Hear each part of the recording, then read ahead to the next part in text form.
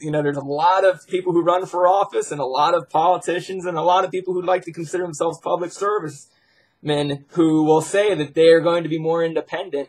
And they get in there and those special interests start to eat away at them. And it makes a lot of people uncomfortable. Now, I have this thing where a lot of people at the beginning, after Obama took office and Republicans were coming in, they talked a lot about getting rid of pork.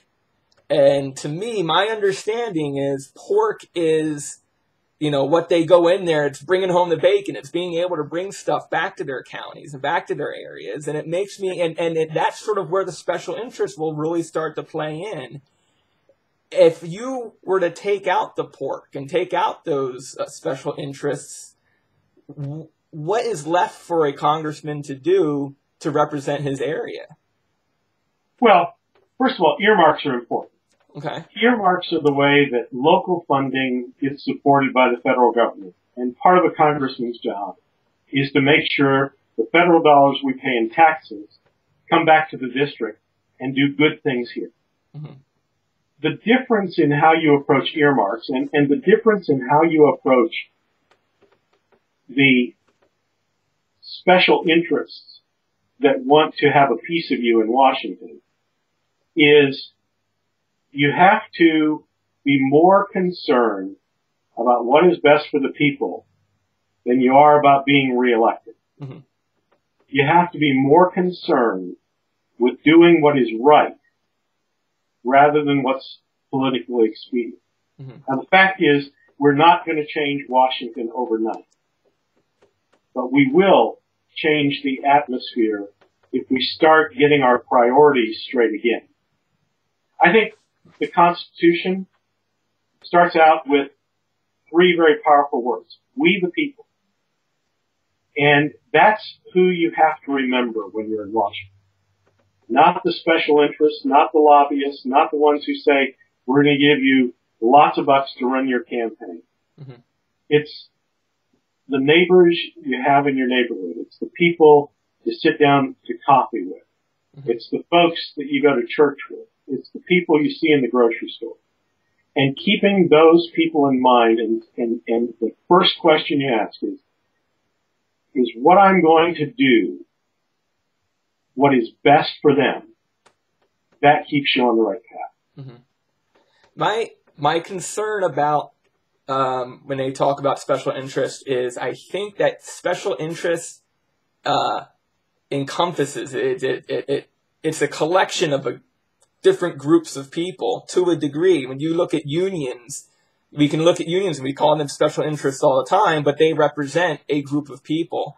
And when we look at corporations, as Mitt Romney likes to point out, that represents a group of people. Is there a line that you're comfortable with where you would say this group really represents a group of people, this group is really into its own more selfish wants and needs? I think you look at individuals and individual issues. You don't just lump some together and say, I'm never going to support or work with anybody who's rich, for instance. Mm-hmm.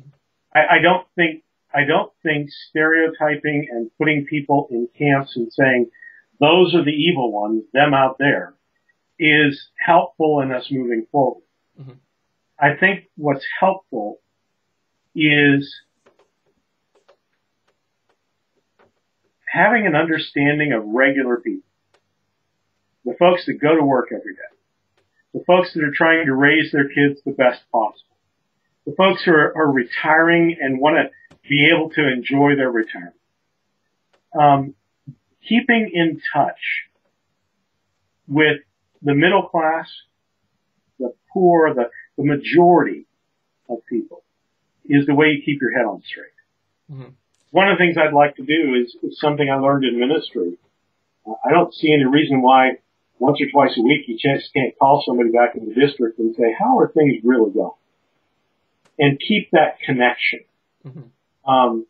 There's something different. You can say you're doing that by having these big group events, but that's not the same as sitting down one-on-one or talking one-on-one with a person. And then you get a sense of what life's really like for the people that you represent. The person you're running against right now, Yes. Stutzman, he's first term incumbent, and how do you think that affects the playing field between the two of you in this campaign? Is it easier to be incumbent, harder? Especially right now where everyone wants to go after incumbents, it just seems like a rotating door at some point. But at the same time, everyone says it's easier to be an incumbent. Why? What's it like for you as far as dealing with that situation? He's a first-term incumbent. He won in a special election. He's never run in this 3rd district before because it's been reconfigured. I don't think he's represented the 3rd district well. I think he has stood on the side of dysfunction and division, and I don't think that being an incumbent is any benefit when you have the record that he doesn't have to stand on. Mm-hmm. What specifically is something that he's done that you disagree with? Right now, he's totally in favor of the Ryan budget. The Ryan budget is the greatest redistribution of wealth from the poor to the wealthy that we've probably ever seen in our history. It would destroy Medicare. It would destroy Medicaid. It would make the rich richer and the middle class. It would drive them further into poverty. It's wrong, and Marlon Stutzman supports it. Okay, well, I have 2 next questions, of course, for any Republican viewers is going to be, where's the proof of that? Where do we see the Ryan budget hurting Medicare? And then the next question I'm going to have for you after that, you can add it on, is what do you think is an alternative way? And do you think it's being handled at all?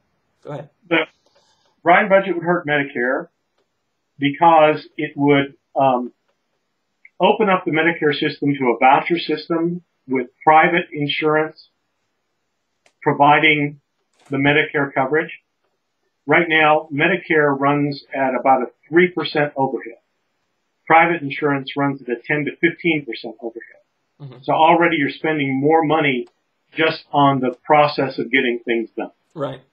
Second thing is, part of the Ryan budget is to do away with the Affordable Care Act. And one of the key provisions of the Affordable Care Act is that you can't be denied insurance because of pre-existing conditions. Mm-hmm. Insurers have already said that if the Affordable Care Act is repealed, that they will go back to using pre-existing conditions. Many seniors could be out of the pool of insurance because of pre-existing conditions. Okay.